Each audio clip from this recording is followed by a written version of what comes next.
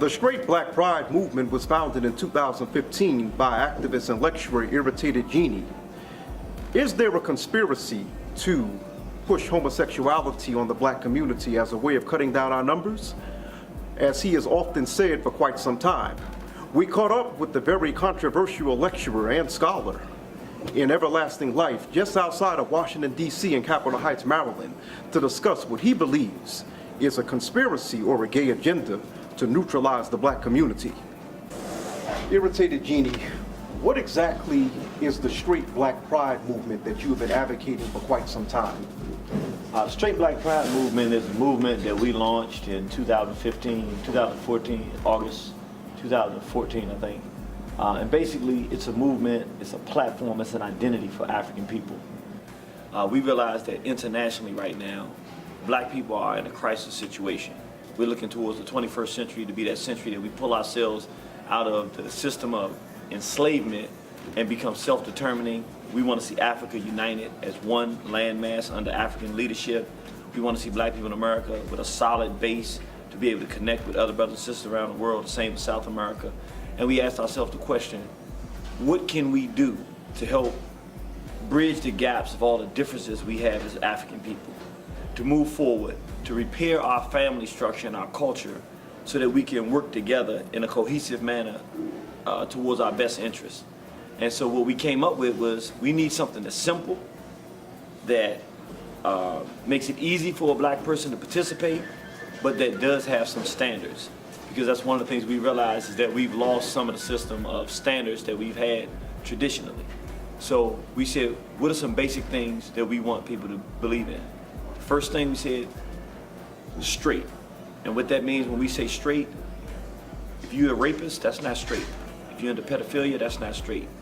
If you're into homosexuality, that's not straight.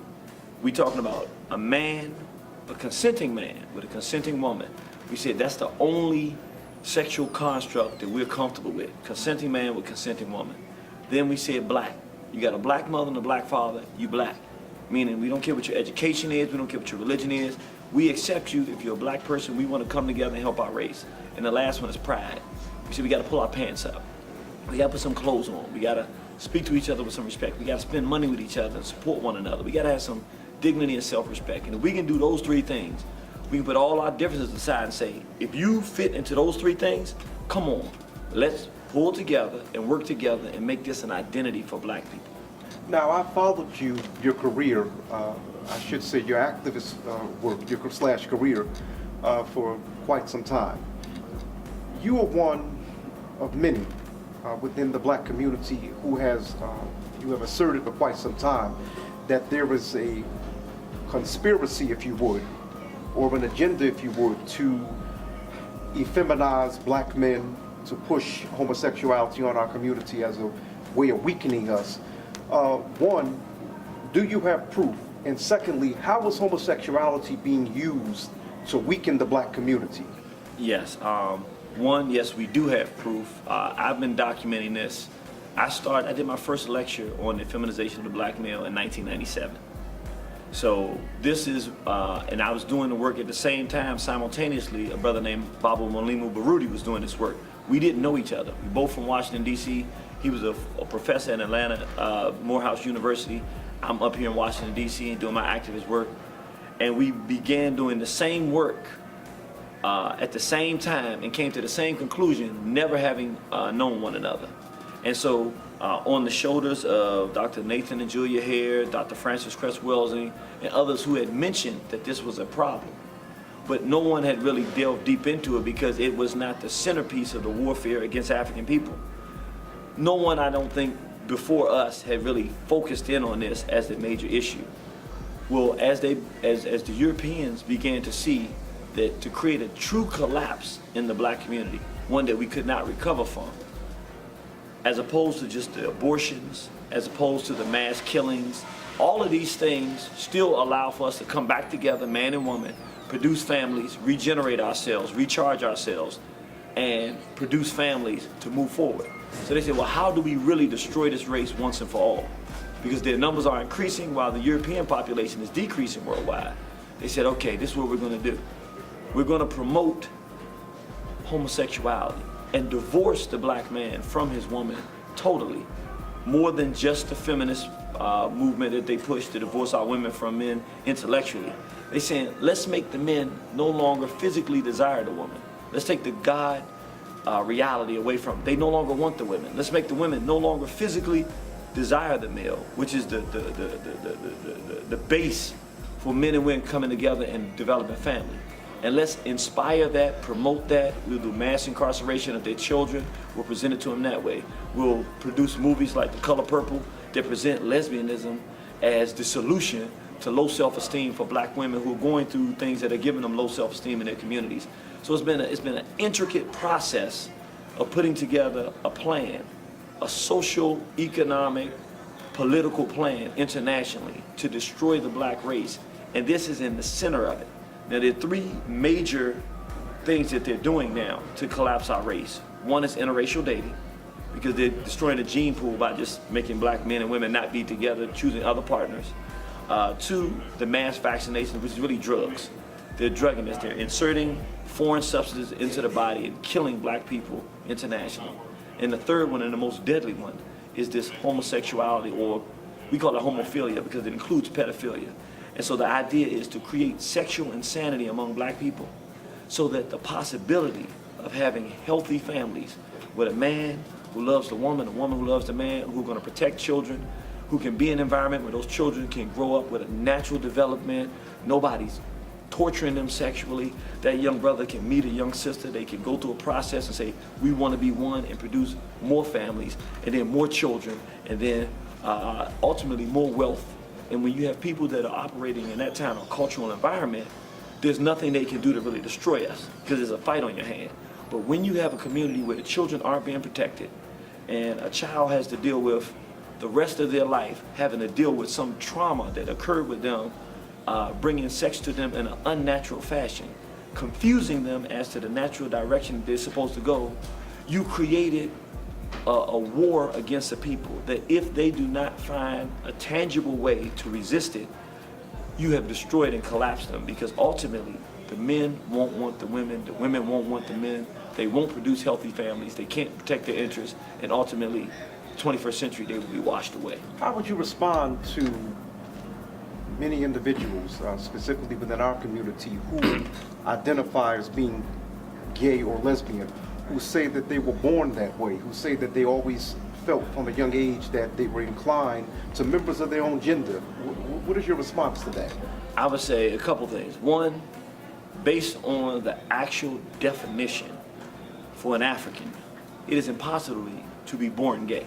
So for instance, I think most people would agree that to be classified as gay, it means that you actively and intentionally choose to have a sexual encounter with someone of the same gender. That's a fair definition, right?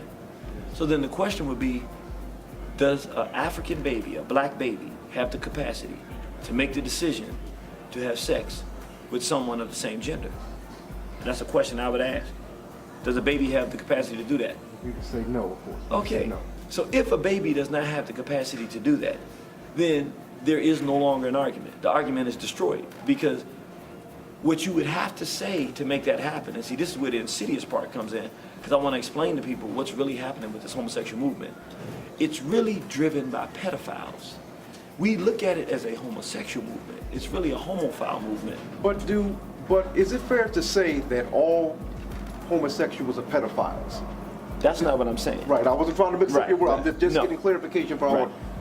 Let me say it this way. I wouldn't even classify black people as homosexuals. Let's say it like this. Because remember, an identity is something you can't change. You're a black man. You were born a black man. You can't change that. You can't adjust that. If either of us decided we wanted to involve ourselves with males sexually, we would be a homosexual, which means homosexuality is something you do, not something that is an identity. You can choose to identify with a behavior that you do, but that's not what you're born. So the reason I say that is very important to understand.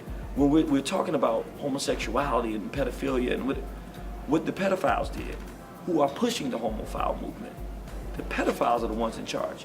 What they realize is this: we molest children. The result of that molestation often, not always, results in homosexuality. It always results in some form of dysfunction and difficulty, but many times that leads to sexual dysfunction and confusion, which leads to homosexuality. Well, a father can go to his son and say, son, what happened to you? And then eventually that son can say, well, this person did this to me. And the father can say, this homosexual molested my son. So that makes him a pedophile and a homosexual. We call a homophile. That's the problem. Now I'm going to go after this guy and bring consequences. So the homophile said, how do we insulate ourselves from people finding out that we're creating this problem? They said, what we'll do, because they are rich and many of them are politically powerful. That's what the whole Pizzagate thing is about. They said, we will finance the individuals who are our victims, give them a platform, give them money to take their victimization and use a platform to promote it as normal and natural. Hence, once they do that, we are now using our victims as the battering ram to push the insanity that we want to involve ourselves in, which is molesting children.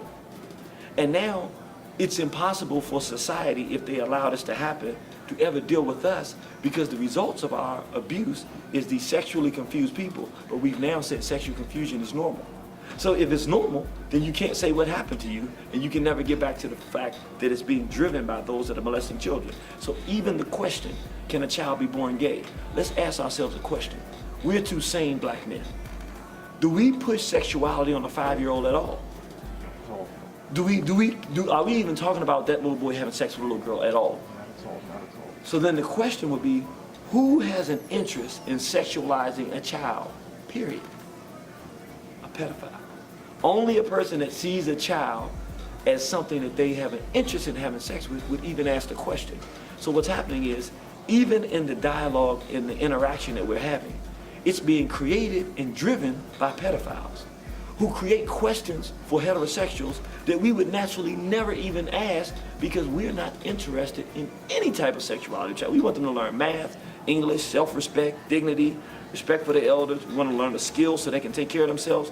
We're not concerned with them sexually, because we know when they hit puberty, that's going to take care of itself, and we just want to guide them properly.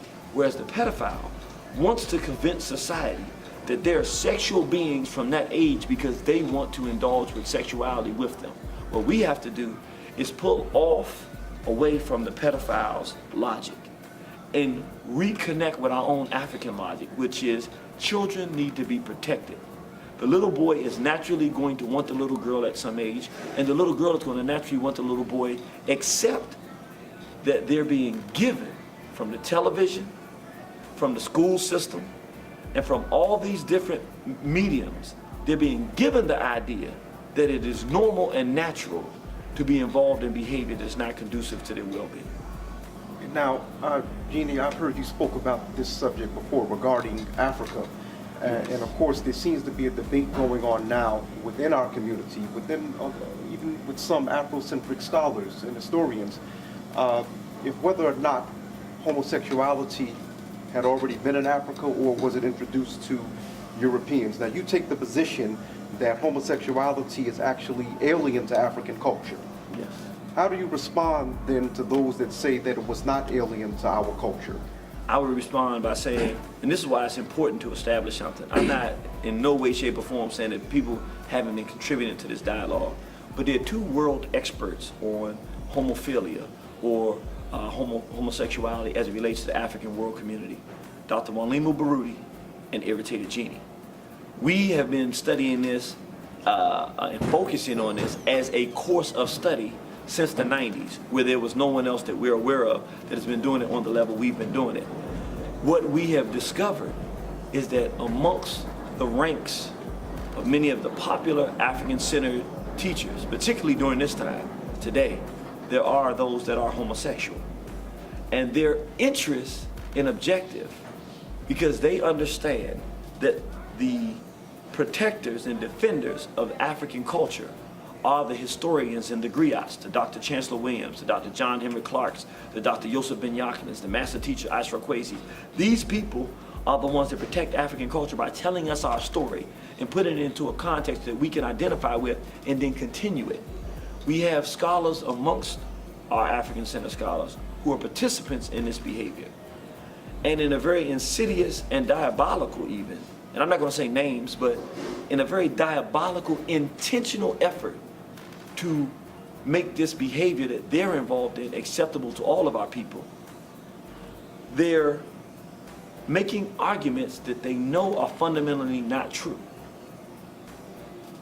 Putting these ideas out so that now they can use that which is used to give light to our people and inspiration, which is the knowledge of our history and culture. They're curbing it to include something that is destructive to us, which is homosexuality and sexual deviance, so that they now can normalize what they are involved in. And that is what we're seeing.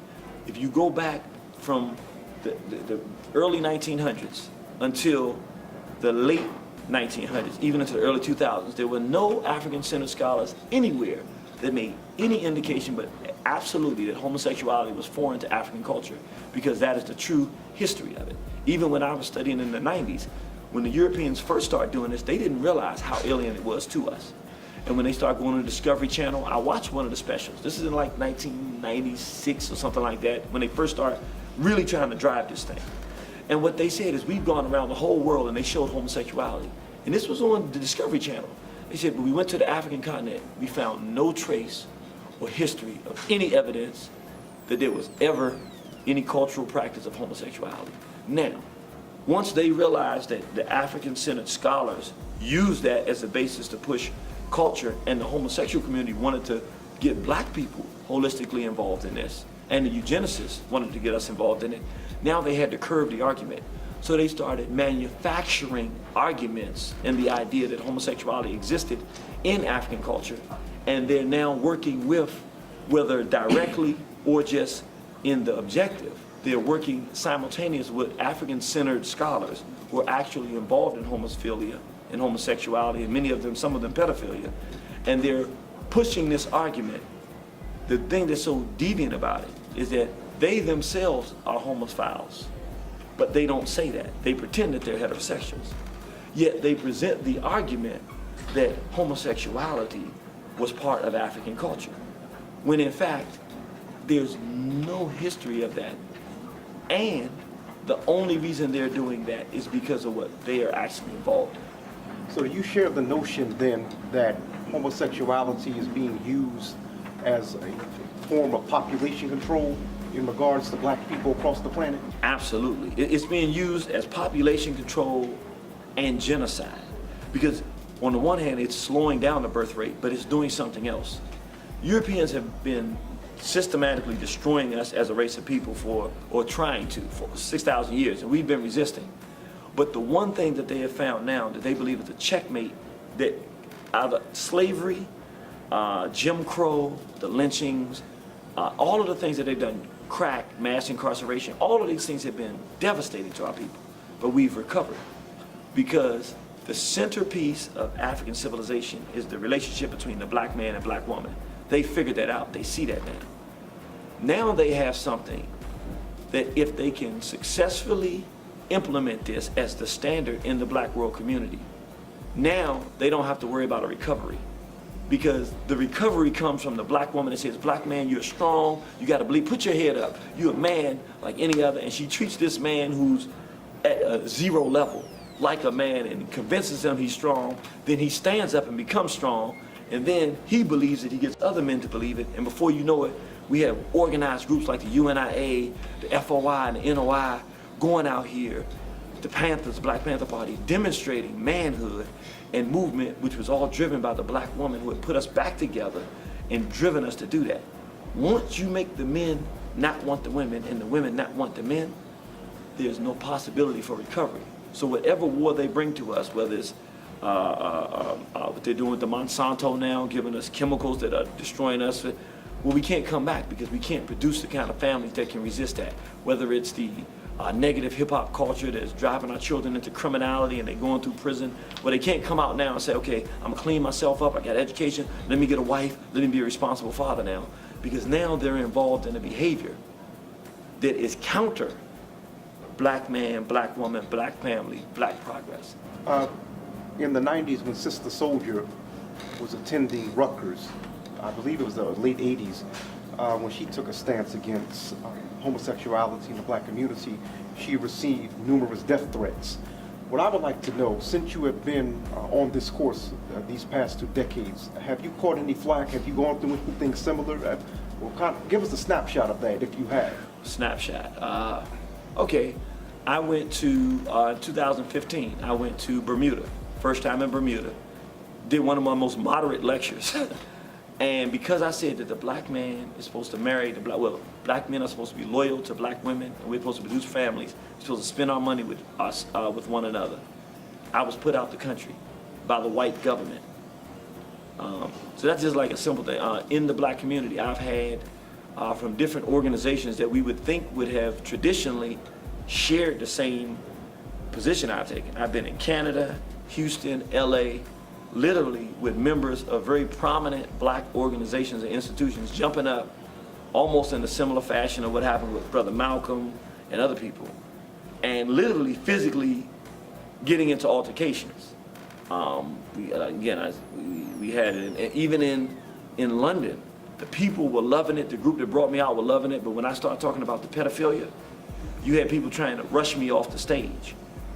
And what we're realizing is that our ranks have been infiltrated tremendously. The ranks of what we call African-centeredness have been so, this is how bad it is when you say take a snapshot. I have traditionally considered myself had a Pan-African and a black nationalist. That was the base that I grew up on, studying Garvey, studying Elijah Muhammad, studying Kwame Ture and all the other greats, Queen Mother Moore, but most recently, in the last year, I would say, I've had to make the decision not to ever classify myself any longer as a Pan-African or black nationalist for one reason. It was an assumption in my mind that as a Pan-African and a black nationalist, when we bring up the subject of homosexuality, which is the counterpart to the black man and black woman, that interracial dating or black man, homosexuality would be completely against the principles. What I never considered was that black nationalism and Pan-Africanism in this country and worldwide had never had to stand a test on this because it had never been put in the forefront and made us make a decision. What I have found in my personal experience is that the so-called black nationalists and Pan-Africanists have been largely primarily in favor of or neutral on the homosexual issue, which is the issue of the day. Are we going to put black men and women together and fight against anything else, or are we going to allow them to push whatever they want on our people? That is the fight of our day. And what I found is that in the modern context, Pan-Africanism does not take a position that is going to stand for black man and black woman solely and resist homosexual push on our people, and hence, and nor has black nationalism. And many of the individuals that are against me and are confronting me, that are the most hostile, are so-called black nationalists and so-called Pan-Africanists. So I said, I no longer can associate with that. I'm straight black pride. That is my social, economic, political philosophy. I'm straight. We don't believe in rape. We don't tolerate pedophilia. We don't tolerate homosexuality. None of it is acceptable to us. We believe a black man should be with a black woman, and it's the only thing we will accept. And we're not going to negotiate with anybody, and we're not going to let anybody push. We're not going to let them peacefully coexist in our space like they don't allow us to peacefully coexist in their space. When homosexual comes around, they're going to make sure you know that they're homosexual. They're going to flaunt their homosexuality around you. They're going to make you uncomfortable, and they're going to make you hear what they have to say. What we're saying is, as straight black pride, we're the same way. We're straight, we're black, and we're proud. And in our purview, when our children are running around, you're not going to be comfortable bringing anything other than a straight, black, and proud vibe into our space. Well, we thank you very much for joining us, Irritated Genie. We wish you success. We wish you much luck. We hope to speak with you soon. Thank you very much. Thank you.